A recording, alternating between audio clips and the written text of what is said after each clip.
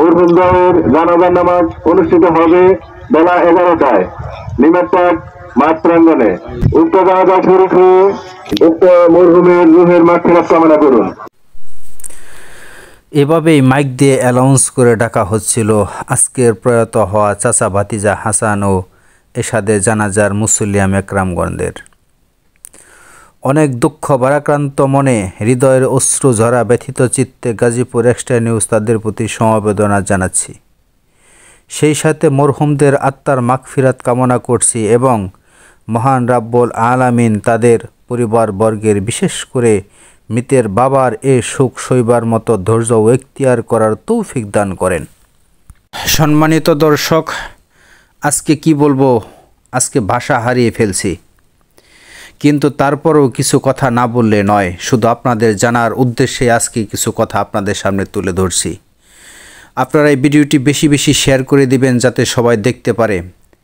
যারা বাইক এবং রাস্তায় ড্রাম ট্রাক চলাফেরা করেন, চালান, তাদের প্রতি করজোর অনুরোধ, আপনারা এভাবে রাস্তায় যানবাহন চালাবেন না। অবশ্যই একটি প্রাণের মায়া করে হলেও আপনারা গাড়ি চালানোর সময় অবশ্যই সতর্ক থাকবেন। তো আজকের এই সমবেদনা, আজকের এই হৃদয় বিদারক যে ঘটনাটি ঘটেছে কড্ডা ইটাহাটায়, তা অত্যন্ত ব্যথিত এবং দুঃখ ভারাক্রান্ত মনে আপনাদের সাথে বলতে হয়। এখানে যতগুলো মানুষ উপস্থিত হয়েছে, প্রত্যেকটি মানুষের চোখের কোণায় আজ অশ্রুসিক্ত।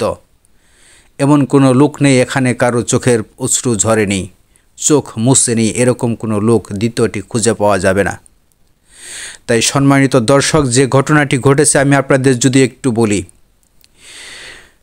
বাড়িতে গায়ে হলুদের জন্য বাড়ির সব লোক যখন চলে গিয়েছিল, ঠিক তখনই 5 বছরের শিশুটি বলেছিল, বাবা আমরা তো বাড়িতে একা, বাপ বেটা 2 জন, তাহলে চলো আমরা একটু ঘুরে আসি। বাবা বাইক নিয়ে বেরিয়ে পড়লেন ছোট্ট শিশুকে নিয়ে একটু ঘোরার জন্য। রাস্তা থেকে, ঘরে থেকে বের হয়ে যখন কড্ডা বাজার আসছে, তখনই চোখের সামনে পড়ে যায় এরশাদকে নিয়ে।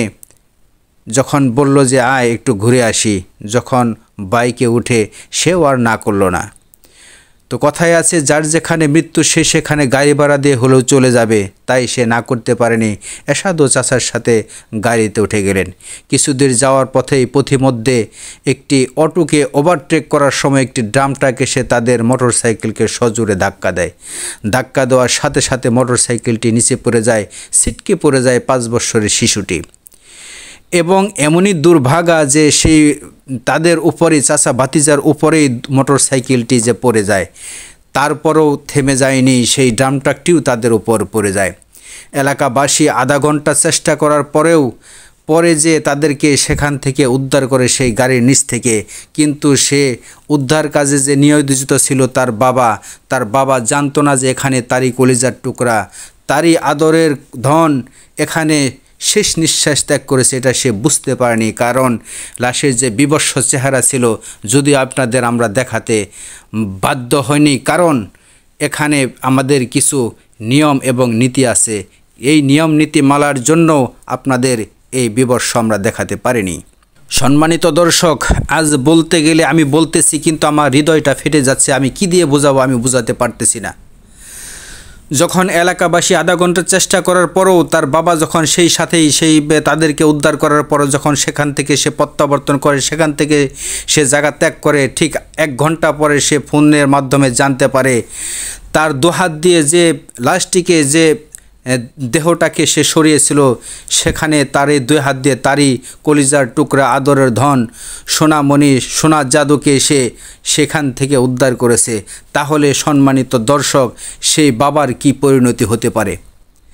আজ আমরা বড়ই দুঃখ ভারাক্রান্ত মনে আপনাদের জানাচ্ছি, এরকম ঘটনা কারো জীবনও যেন না হয়। তাই এখানে জোড়া জানাজায় অনেক লোক সামিল হয়েছে, আপনারা দেখতে পাচ্ছেন।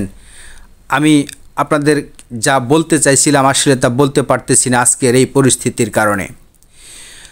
তারপরও আপনাদের জানালাম, আমি যেখানে যে শিশুটির কথা বলতেছিলাম, সেই শিশুটি ছিটকে পড়ার কারণে তার হাত ভেঙে যায়, একটি পা ভেঙে যায়, সে হাসপাতালে ভর্তি আছে। তার জন্য আপনাদের সকলের কাছে দোয়া চাচ্ছি, যাতে সেই ছোট্ট শিশুটি অবশ্যই আল্লাহ তাআলা যেন তাকে হায়াতের মধ্যে বরকত দান করে, তাকে সমস্ত প্রকার বালা মুসিবত থেকে হেফাজত করে। সেই সাথে এই মরহুমদের জন্য, তাদের আত্মার মাগফিরাতের জন্য তাদেরকে যেন আল্লাহ তাআলা জান্নাতের সবচেয়ে উঁচু মাকাম জান্নাতুল ফেরদৌস নসিব করেন। সেই সাথে আরও জানাচ্ছি, এখানে তাদের পরিবারবর্গ নয়, শুধু সমস্ত এলাকাবাসী আজ মর্মাহত এক থমথমে পরিবেশ এখানে বিরাজ করতেছে। আজকে কড্ডা ইটাহাটার যে পরিবেশ, যে আকাশ বাতাস আসলে ভারী হয়ে উঠেছে এখানকার পরিবেশ পরিস্থিতির উপর নির্ভর করে। বিশেষে আপনাদের বলতে চাই, আসলে বাবার কাঁধে যখন সন্তানের লাশটা উঠে যায়, এর চেয়ে ভারী বহন আর কিছু হতে পারে না পৃথিবীর বুকে, দুনিয়ার বুকে। তাই সবার এই শোকাহত অবস্থায়, এই শোকাহত পরিবারের সবার শান্তি এবং আল্লাহ তাআলা যেন ধৈর্য ধারণ করার ইখতিয়ার দান করেন, তৌফিক দান করেন, সেই আশাবাদ ব্যক্ত রেখে সবার প্রতি সমবেদনা জানিয়ে সবার জন্য দোয়া চেয়ে আজকের মতো এই গাজীপুর এক্সট্রা নিউজ আপনাদের কাছ থেকে বিদায় নিচ্ছে। সবাই ভালো থাকবেন, সুস্থ থাকবেন এবং সুন্দর থাকবেন। আরেকটি কথা জানাতে চাই, সেটা হলো এখানে যে হাসান আছে, সেই হাসানকে এখানে জানাজার পরে তাকে তার নানা বাড়ি তেলিচালাতে নিয়ে যাওয়া হবে, তাকে দাফন সম্পন্ন করার জন্য। সবাই ভালো থাকবেন, সুস্থ থাকবেন এবং সুন্দর থাকবেন। আল্লাহ মেহেরবান, সবাইকে সঠিক বুঝ দান করুক। আমিন। ওয়া আখিরু দাওয়ানা আলহামদুলিল্লাহি রাব্বিল আলামিন।